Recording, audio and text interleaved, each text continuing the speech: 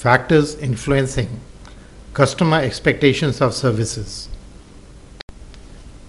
Expected service level spans a zone ranging from desired service level at the higher end to adequate service level at the lower end. Desired service levels are influenced by derived service expectations, personal service philosophy, and personal needs. Derived service expectations are expectations derived from needs of other people. For example, when a person throws a party, the expectations of guests should be considered. When a company orders a survey, the expectations of senior management must be considered.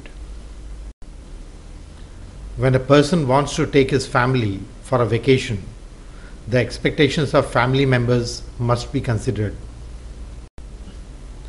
Personal service philosophy. Each person has a philosophy of service expectations. Some people value cleanliness above all else.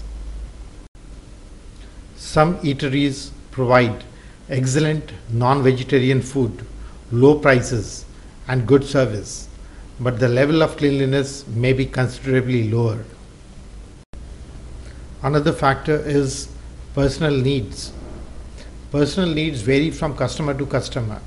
For example, some customers expect a broker to do all the paperwork. Some just want the options the broker provides. In an airline, some people like to eat, watch movies, work on the laptop, and some just want to sit through the flight. Some people want to go for a movie. Others like to combine it with an evening out, including dining. Take banking. Some people want it to be a place for investing, insurance, etc. Some just want to operate a savings account. At the lower end of the range of expectations is adequate service level. Adequate service level is influenced by transitory service intensifiers, perceived service alternatives, self-perceived service role, and situational factors. Transitory service intensifiers are situations that require immediate attention, a medical emergency, a need for funds, a car that has broken down on the road, an unplanned trip. These heightened the need for service. Compared to a planned and anticipated requirement, the adequate service level is higher. Perceived service alternatives, when options which could be better or as good are easily available, adequate expectations rise. Self-perceived service role. Some customers are deeply involved in the service. They think they know exactly what they want. They try to be precise in spelling out what they want. They try to improve service levels by complaining. Such customers have a higher level of expectation of adequate service. Situational factors. The situation in which the service operates affects adequate service expectations. In a recession, one expects low returns from investments. In a severe monsoon, one expects certain services to be disrupted. In a drought, water supply may be affected. In such situations, customers lower service expectations. Service encounter expectation versus overall service expectation. In most services, the customer experiences a series of encounters. For example, when you go for a medical checkup, you take an appointment from the reception on the telephone.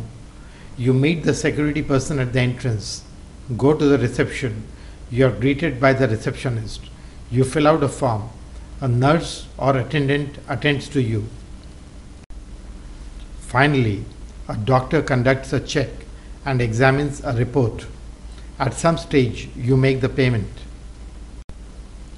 Each encounter creates an impression.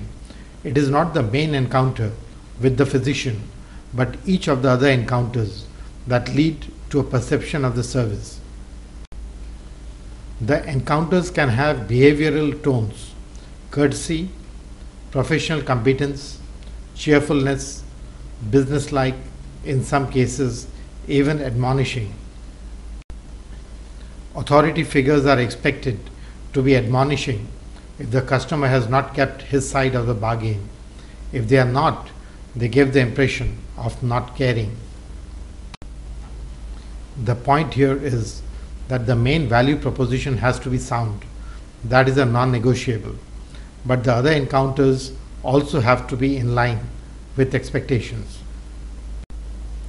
There are some factors that influence both the desired service level and the adequate service level. These are explicit service promises, implicit service promises, word of mouth, and past experience. Explicit service promises. Promises are made in advertisements and by people customers encounter, such as salespeople, service people, and the actual service providers. Implicit service promises. Tangible cues such as price, the decor of the premises, the quality of interactions also determine expectations. People expect higher service levels if the price is higher or the facilities are plush. Word of mouth. The opinion of known people or others who have credibility is an important determinant of expectation. Past experience. One's own past experience with the services offered becomes a benchmark. Customers make comparisons with services provided by other providers of the same service, a brand last purchased, or a top-selling brand. As we have seen, several factors influence customer expectations. Each factor influences expectations to a different degree, which may vary across customer groups or even individual customers. Some of these can be influenced by marketers and others cannot. Ways by which service marketers can influence service expectations. Explicit service promises. Be realistic. Implicit service promises. Price premiums should be justified. Tangible cues should reflect quality of service. Derived service expectations. Conduct market research on derived expectations and personal service philosophies. Personal need. Educate customers on how the service addresses personal needs. Transitory service intensifiers.